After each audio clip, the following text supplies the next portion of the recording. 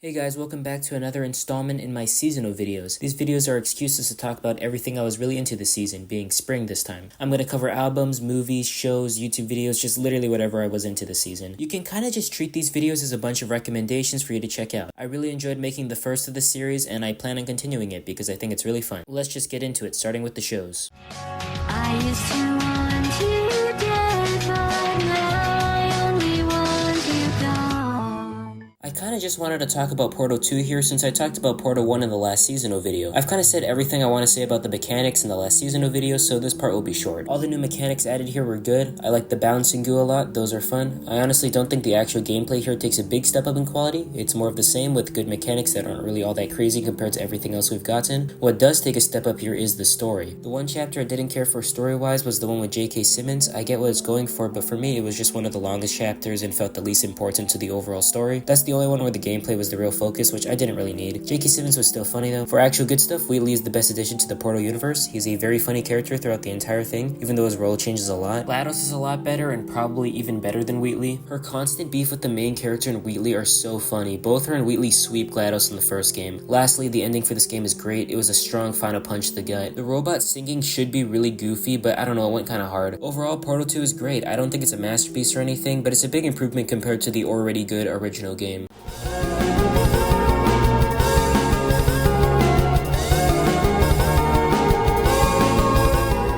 Okay, so this was kind of a last minute change, but I mean, I haven't been this into something in a couple years, so even though I plan on talking about Deltarune even more, I might as well discuss more here while I have the chance. For my general thoughts, Chapter 3 is some of the most fun I've had playing a video game since, well, Chapter 2. Chapter 4's second half is actually the best thing in any video game ever made, just the best scene of all time followed by the best scene of all time. I've talked about this in my original review, so if you want more, just watch that. What I didn't really touch on in that review was all the secret bosses in SnowGrave, so I guess I'll do that here. The secret knight fight is sick. Such a cool, extremely hard boss. Black Knife is an incredible song. I also love the implication that this fight was originally scripted and Chris has to convince the knight to purposely lose, since they're both going off script. I also love how despite wanting you to follow the correct story, Gaster cheers you on to defeat the knight. It's just kinda cool to characterize him more. Plus, while getting the actual Shadow Mantle, this weird orange guy that spawns friend cats is also a cool character. I love how he directly talks to Chris in the Dark Road. The mic fight in Chapter 4 is really cool in concept, but I didn't get the full experience since it destroyed my audio. I had to play it on speaker mode because it bugged so hard. Still a really cool fight. I love the ending with the giant microphone watching over them. I really hope Friend turns out to be Mike. I mean, that's the only thing that makes sense besides a new character, and Friend can't be unimportant. If that does end up happening, it would kind of get foreshadowed here with the fake cat Mike. Plus, after the Mike fight, we get references to Pluie, Friend Inside Me, and Friend himself. Really funny these stupid theories get references. The secret Gerson fight is something I really wish I got when I first played, because it's way easier to find and really adds to the chapter. I think it really improves Gerson's character. I thought he was great when I first played Chapter 4, but doing the secret fight makes him like top 2 new characters in the game. I think the fight itself is great. It's not the best of the chapter unlike the Roaring Knight in Chapter 3, but it's still super cool seeing the green soul. I love the addition of this fight and the tea party to the chapter. I highly recommend everyone do this to get the full story of Chapter 4. Okay, for SnowGrave, it's obviously horrific, easily the darkest this game has gotten. The scene of us forcing the Thorn Ring back into Noelle is disgusting, and just like Chapter 2, I love how easily it can be cancelled out. I'm glad the drama around the scene ended up turning out to be a really cool moment. The new addition of the soul smashing into the shape of a snowflake is awesome. I love the scene of Chris just beating up the soul, and in general I love how this chapter confirms how disturbed Chris was by her actions, attempting to reverse SnowGrave behind the scenes. The scariest scene for SnowGrave might actually be Noelle's dream. Her thanking the player is really horrific stuff. Anyways, it's peak, go buy Deltarune now.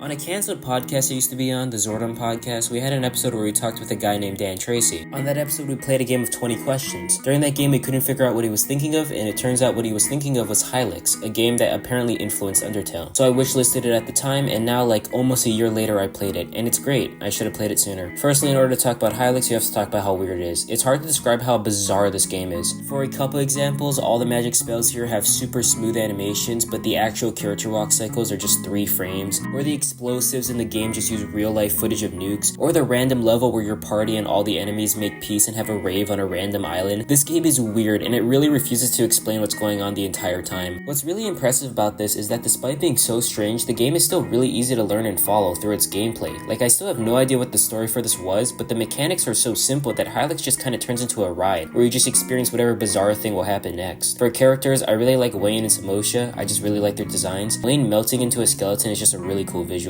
Samosha is easily my favorite character though. I got her early in the game and she's so much more powerful and broken than any other party member. Plus, she's like the only other normal main character besides Wayne. The other two party members are a plant guy and a weird basement crawling bug man. This game is really great. I heard the sequel is even better, so I'll check it out sometime, and I won't wait a year.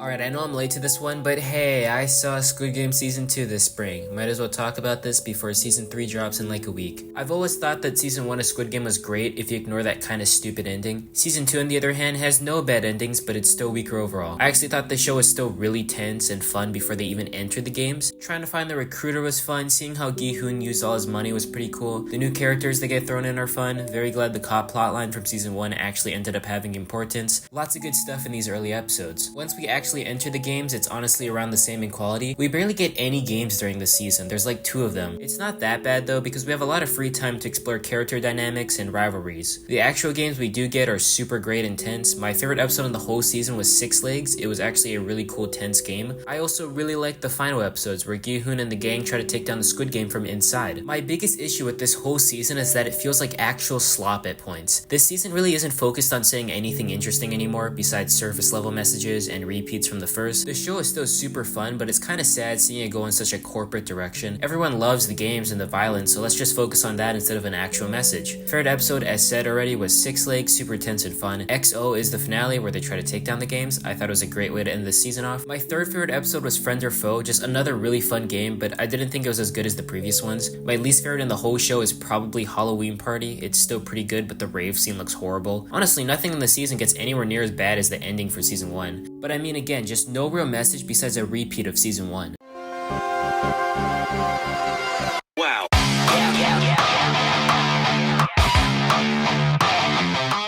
I really got into Velvet Pony this spring. I had never heard of her in my life, but listening to Monarch of Monsters is where I really got into her stuff. I only checked out Monarch of Monsters because on Album of the Year it's one of the highest rated albums of 2024, and I've been trying to listen to the top 25 albums of 2024 to expand my music taste. Anyways, I had no idea what to think about Monarch of Monsters going in. Just based on the album art, I was slightly embarrassed to listen to this one, but yeah, it's really great. I was absolutely blown away by the opening track for Monarch of Monsters, Pest, which in my opinion is the best song on the whole project. It is a beautiful song that is secretly extremely depressing when you actually listen to the lyrics. This song is so damn good. It is just a jaw-dropping moment on this project. It's so well put together, it's just a masterpiece. Anyways, what really sold me on this album was the song following Pest, Play Dead. I don't like it as much as Pest, but the combination of both songs is the best experience on this project. Pest is a beautiful but secretly depressing song, while on the other hand, Play Dead is this aggressive, violent, bloodthirsty, genuinely disturbing track. Pest gaslights you into thinking this is actually going to be a pretty album. These two tracks transition into each other with beautiful sounding chords, and Play Dead starts off normal before absolutely going off the rails. God, these two songs are insane, back-to-back bangers that couldn't be more separate in tone. The rest of this album unfortunately isn't as good as these first two tracks. There are still great songs like Heretic and Sludge, but the rest are all mostly good. I actually don't love the Wallflower Equation. I still think it's really good, but it didn't really click with me, and the runtime kind of bored me. The rest of this album is mostly just really gross and disturbing, with some very serious topics that are explained in extreme detail. This is a very uncomfortable listen, but I really appreciated how open and honest it was. After all this gross material, we end Monarch of Monsters on a very sad but uplifting final track. Rest Now Little Wolf is the only track on this album that was as good as Play Dead or Pest. It's really beautiful. This album's art is very off, but in the music video for this album we get different art specifically for Rest Now Little Wolf, which was really cool. It's the only song on here to not have dark lyrics, so it fits perfectly. So overall, Monarch of Monsters is dark, gross, disturbing, and hard to listen to, and I really loved it. This was a great album, one of the best from 2024. Should have checked it out before the year ended, but what are you gonna do?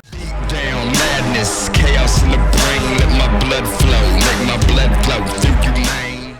I just wanted to talk about this album for how cool the album art is. I mean, it's just so ominous, with a terrifying black bar covering up something mysterious in a dirty room. Like seriously, what could be under that black bar?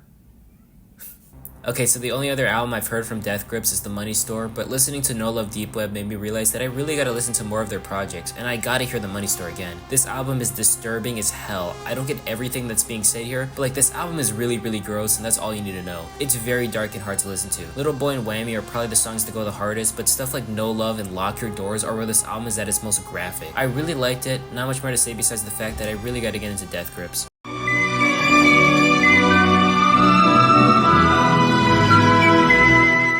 Yeah, so if you saw my Karate Kid Legends video, I watched every Karate Kid movie for like a month, and once again, if you watch my Karate Kid Legends video, you'll know that I kinda didn't like any movie after the first. So since I was in a Karate Kid phase for a while, I might as well talk about my favorite of the franchise, the original Karate Kid, which is still easily the best. Karate Kid is just so tight with its runtime. One of my favorite parts of Karate Kid is the slow build-up of Mr. Miyagi, who is obviously the best character in the whole movie. He really reminds me of Iroh from Avatar. In fact, I wouldn't be surprised if Iroh's character was influenced by him. Daniel is a great lead, they're able to make him so cool while also making him a total loser. I have no idea how they balanced it. I just really like how Daniel starts this film off knowing karate and being good with people. It's just a couple bullies that destroy his spirit. Speaking of bullies, Johnny is probably my second favorite character in this movie behind Miyagi. He is so easily hateable. In fact, all of the Cobra Kai being this unlikable and evil makes you really want to see them lose, which is great for a movie like this. I was really invested in seeing Daniel win. The final section of this film on the Karate Kid tournament is so strong. I love the slow build up to Daniel versus Johnny with the obvious great score. It really does deliver too. The final fight between Daniel and Johnny is so intense and satisfying. My favorite scene in the whole film might be the ending when Daniel earns Johnny's respect.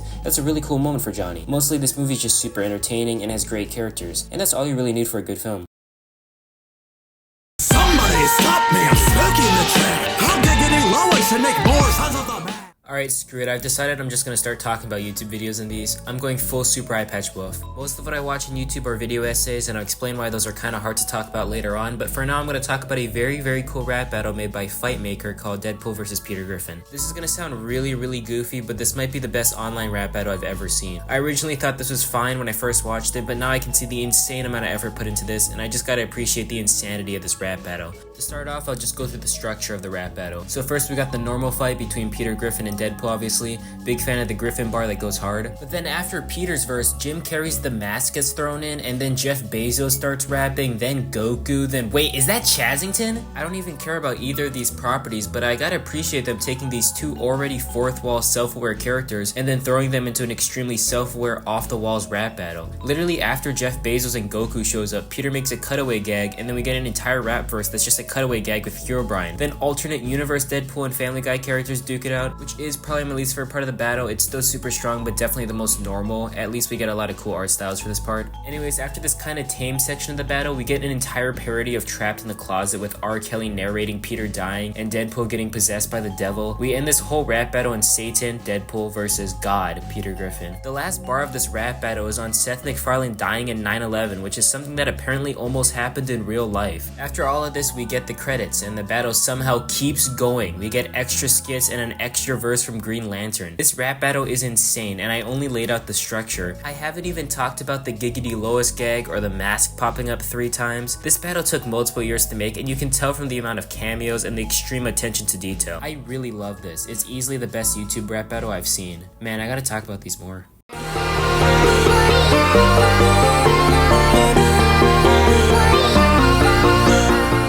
Okay, so I just said that on YouTube I mostly watch long-form video essays, and it's kind of hard to talk about YouTube videos on this series because I would be talking and praising a video about someone talking and praising something that I already like to talk and praise about. Instead of talking about these video essays, I could kind of just learn from it and use that information for my own videos on pieces of media I love. However, I think this is the exception. The Brony song that makes me cry is an hour-long YouTube video essay on a song from someone I already talked about in this video, Velvet Pony. It's one of her most popular songs, Antonym. Antonym is a great song, I really like it, but I think the main reason why I like that song so much is because of this video. This video really goes off the rails in comparing sections of this song to other popular pieces of media. We go from Tango to Avatar The Last Airbender, which you know I love. I love the take on the Avatar state being this scary threatening force instead of a cool epic move. It was really interesting. This video has its own takes on other forms of media as it goes, slowly derailing from the original topic before finally bringing it back. In the end, I understood the points made towards the song, and the way we compare parts of the song to other popular pieces of media really helped me understand some points made. I don't have much else to say because most of my enjoyment towards this video mostly transferred over to just really liking the song. Still though, you gotta watch this video. It's made by CJ the X and the link should hopefully be in the description. Watch it, it's really good. Well, that's pretty much everything I wanted to talk about. If you made it this far, I'll give you a little tease. M&A drops in like a week if you care about that stuff. Okay, see you again in 3 months I guess with another one of these. Let me know what you like this spring in the comments. Thanks for watching, and this is an epic outro.